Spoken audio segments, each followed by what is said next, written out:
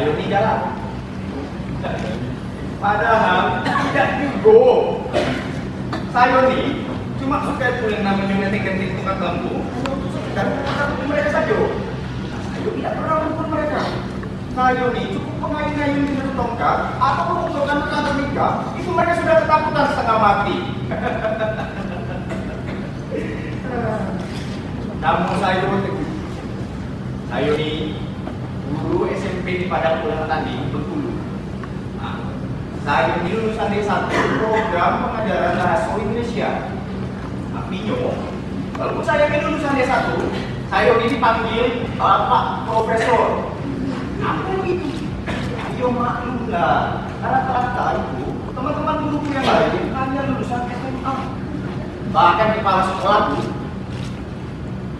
itu lulusan SMA juga. Orang di sini itu memang banyak yang kurang berpendidikan. Contohnya, orang tua murid itu hanya itu yang lulusan SMP, sisanya itu SD. Nah, itu pun tidak lulus. Kenapa bisa begitu? Mungkin mereka itu menganggap yang namanya pendidikan tidak penting. Saya sebagai seorang pendidik, sebagai seorang guru nih, merasa ada yang mengganjal di dalam hati ini. Akhirnya saya melakukan itu, kalau kata polisi itu namanya investigasi. Nah, saya melakukan investigasi. Akhirnya tibalah itu waktunya untuk bagi-bagi rapor. Nah, biasa, kalau bagi-bagi rapor, orang murid datang ke sekolah untuk dia nilai-nilai rapor anaknya. Dia tanya lah kata orang tua murid ini, yang nilainya bagus-bagus, yang ada ranking. Dia tanya, Pak, Bu, ini kenapa anaknya pintar sekali, tidak pernah bolos, selalu masuk kelas. Nah, orang tua murid menjawab, tapi begini Pak Tommy, Pak Teguh. Anak ini memang kemauannya sendiri. Dia nak jadi orang pintar, dia nak jadi orang sukses, makanya tidak mau masuk dia untuk sekolah, dia mau berangkat sendiri. Mendengar perkataan seperti itu, saya ini gembira sebagai seorang pendidik. Insya Allah anak-anak yang memang rajin datang ke sekolah, masa depannya itu baik. Lalu saya melakukan perbandingan lah kepada orang tua yang itu anaknya itu menilainya merah-merah di rapor. Nah, mereka datang, saya tanya, Bapak, Ibu, ini kenapa nilai anak ini merah-merah begini? Ini karena jarang masuk ke sekolah nih. Kenapa bisa jarang masuk ke sekolah? Dia menjawab, begini Pak, sebenarnya itu anak saya sekolah cuma bisa biar bisa punya teman saja. Dia bisa punya teman saja. Saya mau jawab itu pertanyaan, kamu mau membalas itu pernyataan, sudah dipotong oleh bapaknya. Nah, bapaknya menambahkan, begini Pak, begitu dia perlu pulang sekolah, sampai rumahnya, dia bantu ibunya nih, atau bantu saya ke kebun. Saya makin bingung. Ya memang bagus bagi anak itu bantu orang tuanya, tapi ini pendidikan itu juga bagus untuk anak-anak ini. Nah, kenapa bagus? Kalau yang namanya pendidikan itu bisa membuka itu bahasa hebatnya. Jenjang karirnya itu lebih hebat. Ada yang bisa jadi namanya pilot, ada itu yang bisa jadi namanya insinyur. Atau seperti saya nih, yang jadi guru. Ya insya Allah bisa nambah pahala juga lah. Lalu saya lanjutkan investigasi saya. Bagi seorang pendidik, saya berusaha melihat, coba saya cari apa masalahnya dari masalah pendidikan. Saya cari. Akhirnya saya ini menemukan satu permasalahan yang menurut saya ini luar biasa ngaco lah. Masalahnya ada di kurikulum kita ini yang kita amati sekarang luar biasa kacau balaunya. Nah, kenapa begitu? Ada banyak mata pelajarannya. Matematika, bahasa Indonesia, bahasa Inggris, IPA, IPS, agama, PPKN, olahraga dan segala macamnya lah. Kenapa itu? Yang itu kita nantinya untuk lulus cuma IPA, matematika, IPA, bahasa Indonesia, bahasa Inggris. Kenapa begitu? Ya kalau bahasa Indonesia, kita orang Indonesia, ya maklum ada pelajarannya untuk diujikan di bahasa Indonesia. Nah, kalau bahasa Inggris, ya maklum. Karena sekarang ini bahasa Inggris itu menjadi bahasa internasional, minimal murid saya itu mengerti yes no, amazing.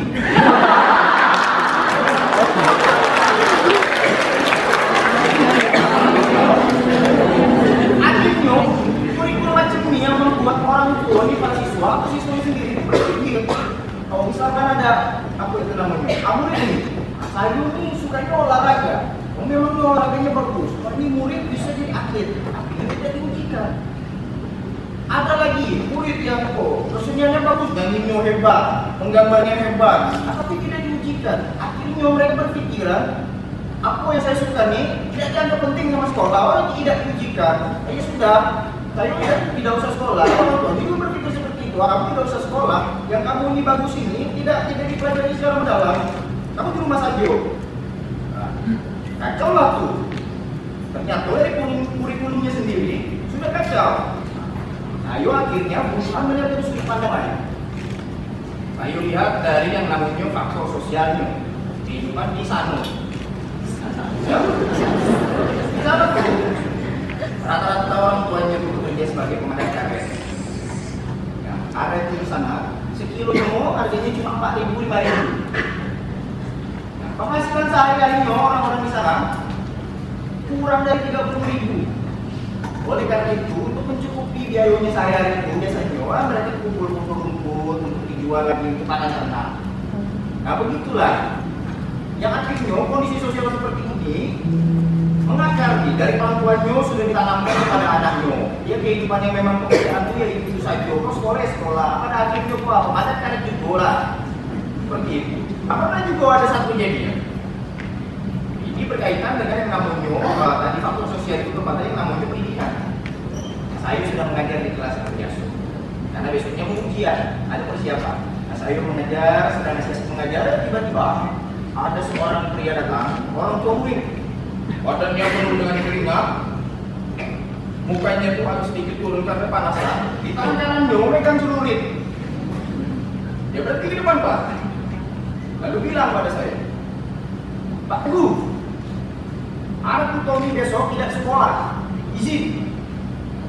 Lalu saya bilang pada bapaknya, tidak bisa Pak, ini besok mau ujian, harus masuk. Kalau itu bapaknya ngangkat celuritnya nih, aku mundur 3 langkah. Bapaknya bilang, siapa kau melarang-larang anakku? Sebagai guru seharusnya kau mengajarkan anakku nih supaya berbakti pada orang tuanya, tidak durhaka. Ada anak begini juga ya. Tapi karena sudah begitu takut ya sudah aku izinkan ibu guru anak untuk pindah sekolah. Akhirnya ada ternyata temuan lain yang ditemukan. Karena memang ya biasanya kalau misalkan sudah masuk ke musim panen, itu anak-anak banyak yang tidak masuk sekolah, terutama laki-laki. Nah, ada laki-laki juga kalau musim panen itu bantu orang tuanya di kebun. Angkut-angkut karet atau mengangkut apapun yang mereka bisa. Itu juga yang akhirnya mempengaruhi minat dan usaha orang tua ini untuk menyekolahkan anak-anaknya mereka di sana. Selain faktor sosial macam pekerjaan itu, ada juga yang namanya apa itu namanya keamanannya. Kenapa gitu? Jaraknya dari sekolah sampai ke rumah tuh jauh-jauh, 1 kilometer, 2 kilometer, 3 kilometer. Nah, saking jauhnya tuh keamanannya juga jadi bermasalah. Di tempat saya tinggal Bengkulu sana ada yang namanya jalur Texas.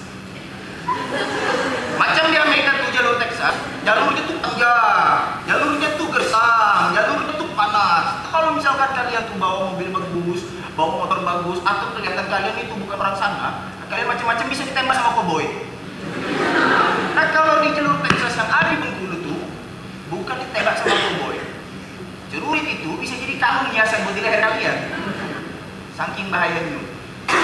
Akhirnya juga itu berdampak pada pendidikan. Kenapa begitu? Teman saya, guru juga, dia waktu itu baru hari pertama tuh mau mengajar di sekolah saya mengajar. Seperti biasalah. Yang namanya mau ada guru baru, kalau sekolah tuh bikin yang namanya apa namanya itu penyambutan. Ah, kita tunggulah hari Senin tuh jam 8 tidak ada, jam 10 tidak ada, jam 11 tidak ada. Nah, akhirnya datanglah jam setengah 12 orang, tapi tidak dengan memasang muka yang gembira. Muka agak turun, badannya itu penuh keringat, lalu masuk ke ruangan guru, lalu bilang pada kepala sekolah, motor saya dipegal Pak. Tadi saya itu muter-muter lari ke sekolah sini di jalan yang aman supaya tidak dimacem-macemin lagi sama tuh orang yang ngambil motor saya. Akhirnya hari itu juga Ayo, kepala sekolah sama nih teman saya ini langsung melapor ke kepala desa. Nah, kata kepala desa tuh bilang seperti ini, yo tidak usah khawatir, ini kita bantu. Kalau misalkan apa namanya motornya sudah ketemu, nanti kita kembalikan. Anehnya, lah itu besok itu motor sudah ada di sekolah. Motornya yang hilang sudah balik lagi diantarkan langsung ke sekolah. Ini artinya orang-orang di sana tuh pelaku-pelakunya juga yang untuk melakukan yang namanya begal-begal motor. Tapi ya, pikir ini semua buat aku gitu kan. Gak ada gunanya gitu-gitu aja. Bapak juga pikir gitu. Kamu pikir aja sama aku. Kata dia tuh, laki-laki tuh urusannya ada dua. Pertama tuh bisa cari duit, kedua bisa berantem. Itu aja tuh kata. Nah, waktu itu masih SMP aku naik ke kelas 2 tuh. Aku gak pernah belajar, gak pernah bikin tugas, apa lah terus mah gak tahu kan gak penting kan. Tapi di rapotku, di kolom rankingnya tuh ada tulisannya. Lah, berarti ini aku pintar kan aku? Aku pintarnya aku lihat tuh ada rankingnya, ada tulisan 1 di situ, 0 gitu. Tapi aku bangga kalau aku langsung lari ke cari matu. Ma, pintar ya ma, ada rankingnya 1-0 ma. Mak pulang bangga kamu pendidikan tinggi-tinggi, kamu nanti jadi presiden kamu. Wasip mah. Aku cari bapak. Bapak di mana mak? Ke Bulai. Bapak. Sini bangun pak. Tuh lihat tuh. Aku udah menekin pak. 1-0. Bapak tanya langsung. Bodoh kali kau. Wah, murid itu di kelas kita ada berapa jumlahnya? 12 pak. Kita pernah banget ini udah berprestasi pak. Udah pernah belajar depan ranking pak. Nah disitulah aku udah pintar dah. Pak aku udah pintar, aku udah prestasi. Aku minta dia pak. Aku minta apa? Aku minta motor. Motor apa? Motor Vision pak. Vision. Warna apa? Merah manyun pak. Lah besoknya tuh pagi-pagi subuh tuh samping di kamar tuh, samping kasur itu tuh bangun samping ada Vision merah manyun. Siapa udah lagi kan? Kali bapakku dicampur kan? Dan tuh, bapakku udah bilang nih, aku kasih nih kamu motor nih, sekarang bapak ajarkan pada kamu caranya untuk cari uang dan kamu jadi mandiri nantinya. Ini hijau belum ini pada aduh yuk, lah jauh-jauh kali kan dapat perempuan nih kan, wah kali katanya tuh. Aku galau-galau aja lah kita pengen jalan tapi apa. Nah, satu hari ini yang kita udah kumpul-kumpul tuh di tempat kayak gitu. Kumpul-kumpul mau lah beli tua. Mau gituan banyak kan kumpul lah 40.000 semua beli. Nah, di tempat kayak gitu masalahnya sinyal itu ada jelek kali tuh. 1 menit aja udah 1 jam tuh kita nunggu itu. Jadi mau masuk ke aduh ini kan enggak enak kan gitu. Aku lah bilang kan, ayo ke tempat tinggi-tinggi itu di kebun karet tuh. Jalan gitu ke sana tuh. Nah, kalau udah nonton seperti itu tuh, soalnya satu-satu tuh bilang, aku izin yuk kencing yuk. Satu lagi bilang, aku izin kencing yuk. Aku izin kencing yuk. Nah, kalau aku pulang-pulang udah bercak-bercak di situ. Ya aku sih begitu sih. Tapi ada satu tuh, temanku tuh yang paling besar tuh namanya Jainal tuh. Ada cemen aku semua gitu-gitu aja tuh ngomong sendiri katanya. Bukan itu. Lah aku nih bisa yang beneran tuh, nggak usah dari gambar-gambar sama yang hidup beneran. Mana caranya? Aku minta langsung. Mana caranya? Enal nih emang pakarnya cewek-cewek di tempat itu kan. Itu bang. Teh gini teh. Dasarnya nih semua cewek-cewek itu sebenarnya mau digituin. Katanya gitu dah. Yang penting lakinya ini berani duluan nih. Nah kau tuh pokoknya dekat dulu cewek-cewek pasti ditolak. Biasa ditolak. Kau dekat-dekatin dulu. Kau antarin, kalau bisa aja jalan ke tempat rumah, pojok-pojok gitu, deket-deketin, nah, mulailah raba-raba dikit katanya, dibuka-buka, awal-awalnya nolak pasti, tapi lama-lama nih, kalau udah sampai dan buka semuanya tuh, apalagi tuh, maaf yuk kalau itu udah masuk tuh di situ katanya, keikut goyang sendiri katanya, sampai kita nunggu itu.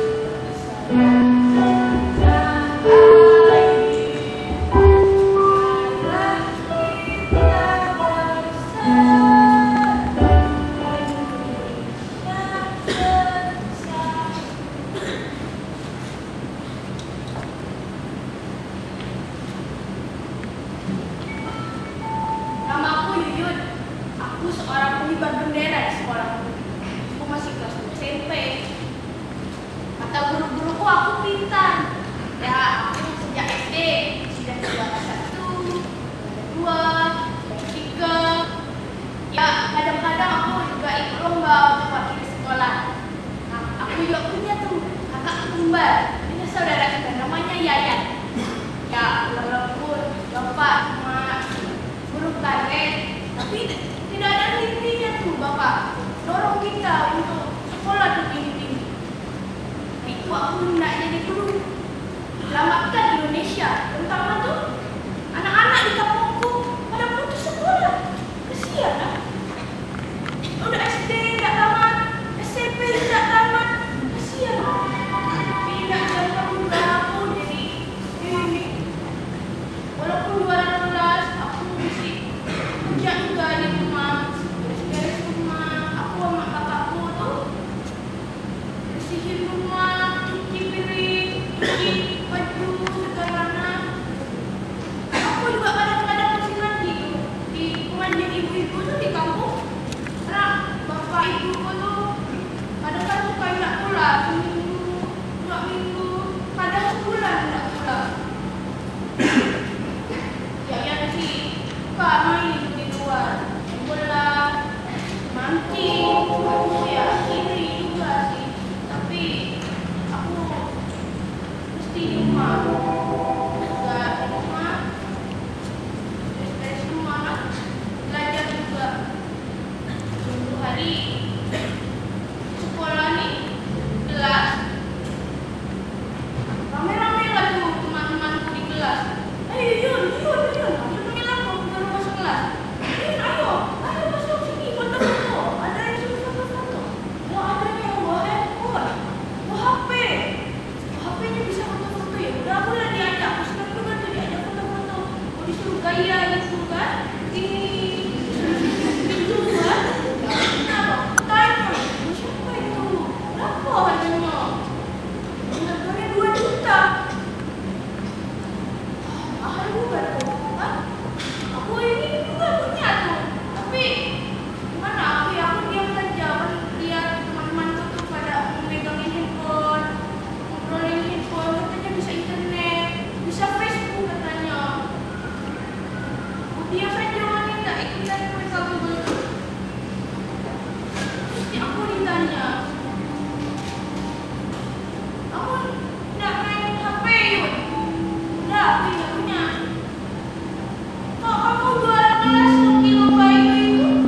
Jualan sana sini kamu nggak punya HP? Tuh, mereka.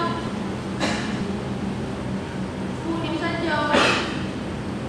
Pikirku main begitu saja lah, nggak apa-apa. Minggu, 2 minggu.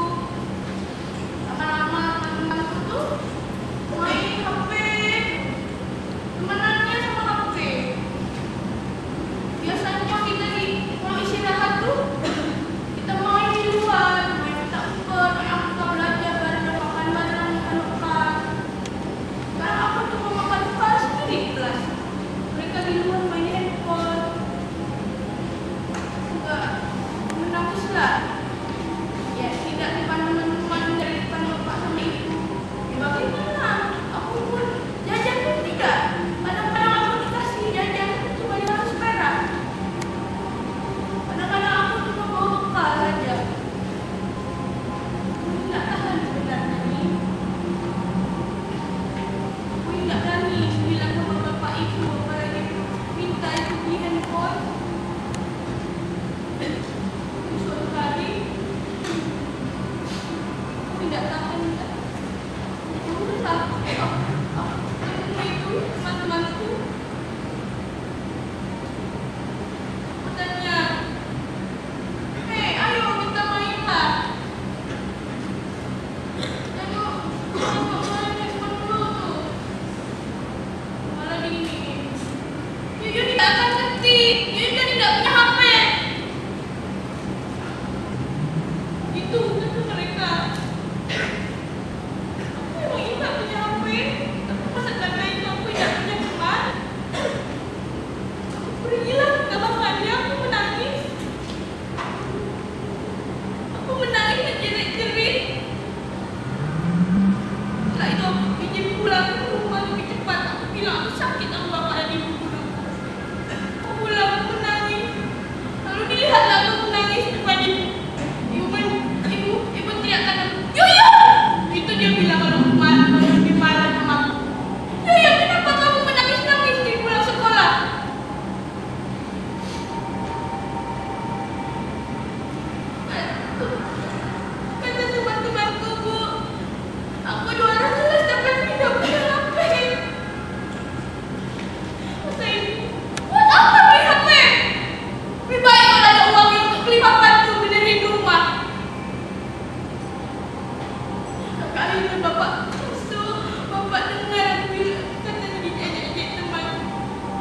Bapak bilang,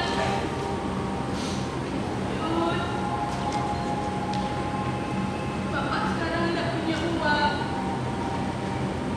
Tapi kalau Yuyun rajin belajarnya, Bapak sama Ibu nyanyikan amplop tiap hari berikan handphone Yuyun.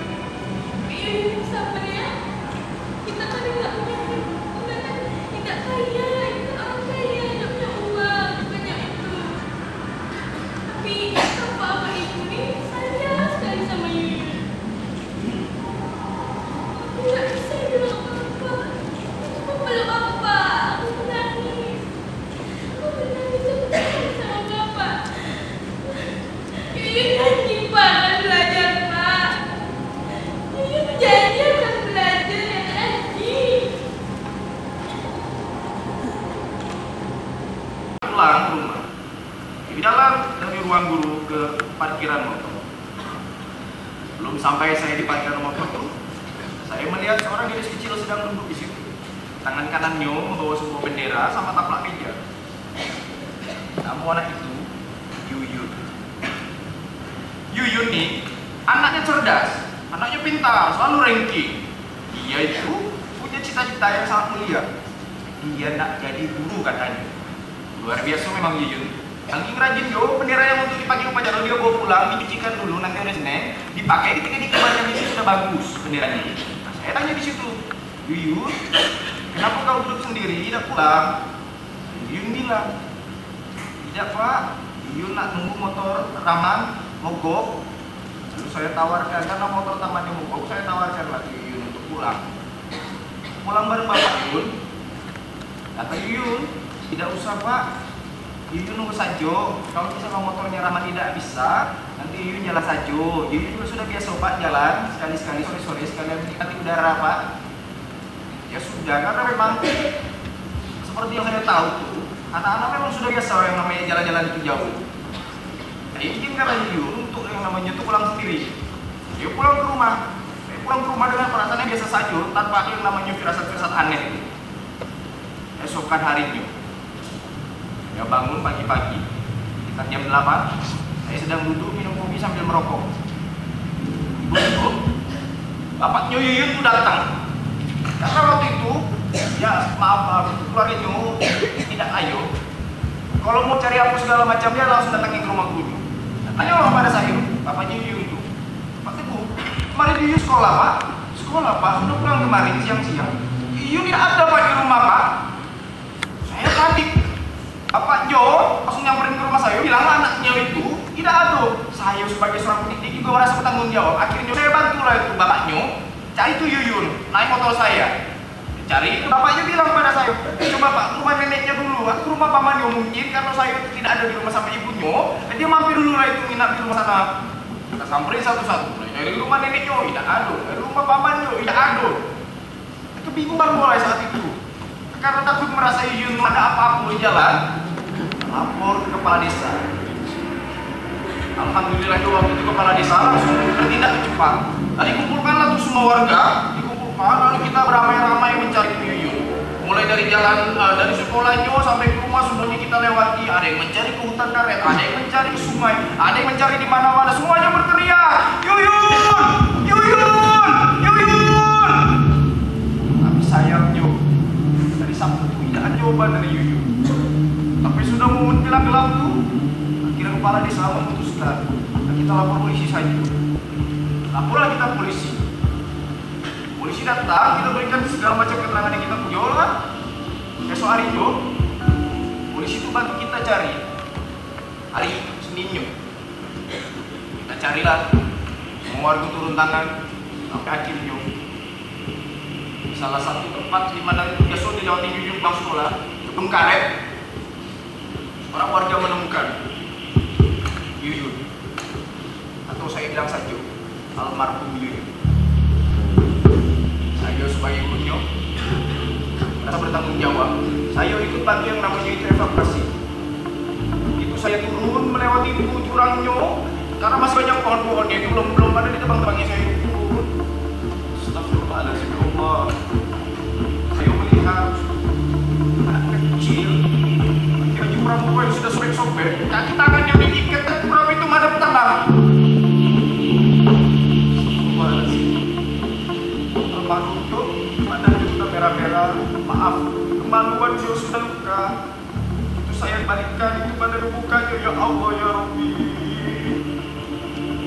Bukannya Yuyun tuh sudah pegang-pegang, bukannya luka semuanya. Tangannya itu badannya merah-merah, baju pramukanya sobek dari pinggang ke bawah, tidak pakai apa-apa lagi. Ternyata tempat itu Yuyun meninggal dengan cara yang sangat tidak dikenalkan. Yuyun diperkosa oleh 14 orang pemuda, melakukannya seperti binatang, merunginya seperti bangsa-bangsa merungi buruannya. Yuyun dipukul, Yuyun dicekik, Yuyun disembunyi, Yuyun sampai tidak berdaya di situ. Bahkan kalau misalkan Yuyun teriak di tempat itu di jurangnya, itu tidak akan didengar sampai di atas. Yuyun mau minta tolong orang pun tidak mendengarnya. Hari itu menjadi hari yang membuat saya ini menyesal sebagai seorang guru. Kalau saya di hari Sabtu kemarin Yuyun pulang, tidak akan terjadi kejadian seperti itu pada Yuyun. Anak yang pintar, anak yang baik, tapi kenapa harus meninggal dengan cara yang seperti itu? Kenapa tidak anak-anak yang jahat saja yang meninggal seperti itu? Kenapa harus anaknya pintar seperti ini? Itu yang membuat saya semakin kesal, yang membuat saya semakin sakit memikirkan itu. Ketika saya mengetahui bahwa orang dari 14 itu yang melakukan perbuatan biadab kepada Yuyun itu mantan murid saya, 2 orang. Dan saya yakin 12 orang lainnya juga masih pernah yang namanya sekolah. Namun sekolah itu sudah tidak berhasil membuat mereka menjadi manusia yang pintar dan beradab, yang bermoral. Dan negara ini, saya sebagai seorang pendidik berubah pandangan terhadap yang namanya pendidikan. Demi Allah saya ucapkan hari ini bahwa yang namanya pendidikan itu sudah gagal.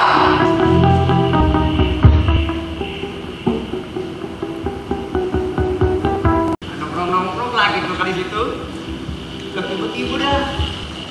Aduh, untung lah tuh ada cewek lewat tuh dari zaman kuliah. Ada Yuyun. Dedi ini udah suka sama Yuyun nih dari 2 tahun yang lalu. Dedi kan kayo, dia kasih kita tua, dia bilang tuh, itu Yuyun gak kucing tuh, gak sentuh-sentuh Yuyun. Gak sentuh lah, gak ada yang sentuh-sentuh nih, Dedi lah, silakanlah gitu Dedi. Nah lewat kan nih, ini Dedi berdiri kan tuh. Ditembak tuh Yuyun itu tuh. Yuyun, aku selama ini udah ngasih apapun untuk kamu Yuyun. Aku udah mau tuh tawarin kamu tuh pulang ke Bali tuh, kamu pulang. Aku selalu liatin kamu, aku mikirin kamu Yuyun. Apapun aku lakukan untuk kamu Yuyun. Terima cintaku Yuyun. Duh, gak mau gitu. Yuyun cuma mau pulang, gak mau matanya kan. Udah yang dia tuh dibawakan di aku bendera putih tuh. Wah dia tuh besok itu pasti dicuci tuh, pasti tuh Senin tuh mau dikibarkan benderanya katanya bukan. Daripada kibarkan bendera, mending kibarkan hati ke Dedi katanya. Kasih kali kan. Buat tapi Dedi kan sudah udah gak mau lah tolak-tolak tuh kan. Mulai dari dia tuh. Yung, aku udah lakukan semuanya untuk kamu Yung. Kamu udah ada itu yang kamu udah peka sama sekali Yung. Aku minta satu aja Yung, sujud.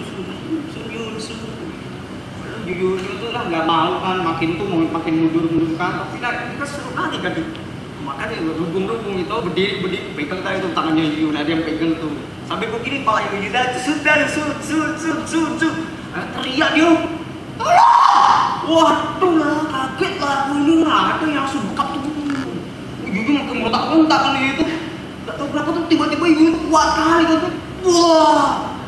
Pegang kan gitu tiba-tiba udah si kopet ini udah pegang kayu besar jadi bang si poyong tuh Yuyun tuh lakukan itu dipukul bener ini tahu tiba-tiba tuh si Zainal tuh yang paling kuat tuh udah tiba-tiba pegang tuh Yuyun begini ayo mau berani kan gak siapa mau dia semua itu kuat kali kan bawa kita ikut tuh semuanya tuh langsung di situ gak tau ngapain lah emosi panik bang kali pas digontang ini berdoa langsung kan Zainal aku udah pikir-pikir wah ini apa yang kata Zainal ini pasti dipraktekin aku udah lanjut kamu tadi pramuka Yuyun tuh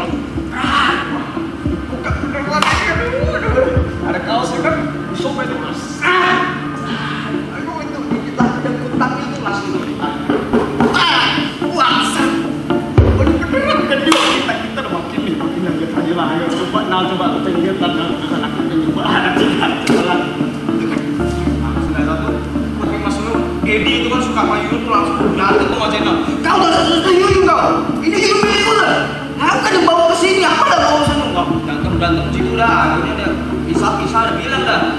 Ya kita kan ini teman semuanya nih. Satu yang ini gitu semuanya sambung ntar coba satu-satu. Nah, aku yang pertama tuh Edi, karena Edi yang paling ini kan. Nah, Edi tuh. Edi udah siap tuh. Enggak pakai apa-apa. Udah. Sampai lagi. Sampai dalam juga kan. Dibuka pelan-pelan dari Edi. Aduh. Masih juga enak sekali rasanya. Nasi gopen ini belum aku dia udah pegang dalam udah gitu. Oh, apa lah pegang? Bukan ini imajinasi terus deh. Buka lagi nanti ini kan.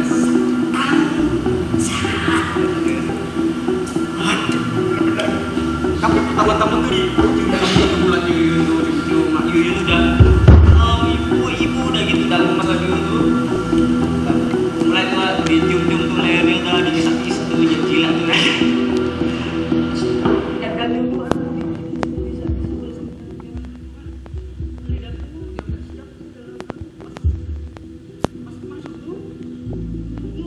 Ada Yuyun tiba-tiba teriak lagi dah. Kita udah tuh ada yang itu ada yang kamu dia kopi udah tahu dah tuh. Zainal tuh malah kayak gitu. Itu sampai dalam kalau mas kan mana kita si Denny ada kayak kita saya udah pengen coba ada ini semuanya ada yang bilang cepetan kita coba deh kita coba deh masukkan dulu ini nih nggak pernah aku lihat tuh dia yang di video-video tuh ya ibunya Yuyun itu berdarah tapi malah bisa berdarah ya Pak itu bisa berdarah gila bisa lah terus habis ini kan Zainal nih Zainal ini kurangnya negatif ini pegangin tuh pegangin katanya disuruh senderin kan tuh di semak-semak pegangin tuh palanya pegangin dari gini udah Zainal disebarkan terus batang pisang itu kan aku besar kali kan masukkan tuh ke mulutnya Yuyun aku lihat dekat yang pegang ini Yuyun kan udah kacau tak lagi dah itu baru rasanya tidak dekat itu lagi dinyo akhirnya dia hati-hati nah masuk kayak terjun wah sampai keluar tuh kali Yuyun ada semuanya kan itu udah semuanya terus rebutan tuh lah udah lah ada yang dari papan tasnya ada yang ini ada yang itu semuanya coba dah aku nih kan dapat urutan ke 14 itu dah dapat yang belum aku dengan ya udah tuh kepakai dah kan tapi masalahnya ini bukan aku nih yang maaf kali ini itunya itu ya aku ya nak tahu daging sapi nak kasih segar tuh nanti ini tak petal-petalannya itu kayak itu lah dari awal ini yang mana ada dorong mahal seperti itu ini lah rupanya jelek kan merah-merah kalau daging seperti ini tak mau lah dan akhirnya punya seperti ini kan gimana caranya nak udah lah kalau coba dulu dari atas ke bawah coba senyum udah malam sepertinya coba lah ada cium-cium tuh itu mulutnya tuh udah nggak tua mulutnya itu udah ada rasanya dah ada makan itu aja udah langsung nah lelet mulai turun rame aja itu udah cekik itu bekasnya dan itu rasanya tuh nah tapi pas mulai turun tuh aduh ketekan itu pertama kali rasanya tuh hangat tuh seperti kapas dan buat terbuka lihat aduh udah di situ udah mulai udah peduli mukanya dulu udah jelek kan dia putih jelek yang malah itu nggak usah lah dengan aku udah aja pakai itu aduh lari bayangan ternyata 3 ribu datang lagi kan tuh pulang aja tau dia tuh jangan peduli kata tuh nah aduh nah pas aku masukkan pertama kali nggak peduli aku masukkan rasa juga licin apa dan gitu tegang kalau makin tegang kenapa makin cepet udah enak kali sampai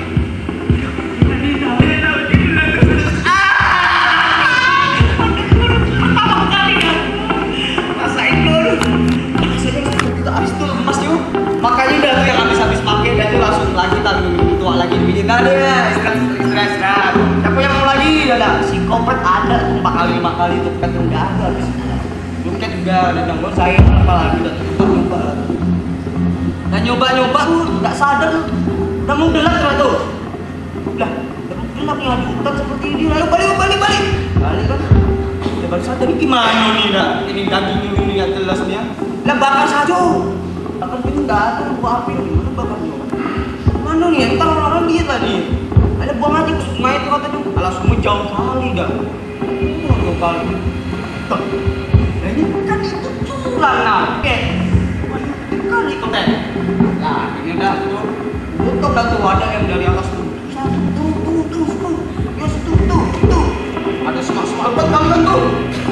Udah lah masukkan nggak bisa kan. Udah lipat-lipat lah tuh Yuyun. Kayak lipat-lipat lah masuk. Nah masuk. Lah itu masih kelihatan katanya udah. Mana nih ya tutup lah tuh pakis. Udah. Sip katanya. Atas lah. Ya kan ado ini kan ya. Ado roknya, semaknya, bendera merah putih ini gimana nih? Lah, umbang lah itu bang. Ada yang dikubur tuh, ada yang tahu semak. Aduh, ada yang dilempar tuh semaknya tuh. Oh, tuh nyantol tuh. Tapi ya udah itu kan, udah selesai lah, pulang lah besok. Di rumah nih aku baru mikirnya. Tapi itu, ini kayaknya udah ada aku ya. Udah nggak nafas. Tapi kita begini. Belah. Masalahnya nggak peduli lah itu.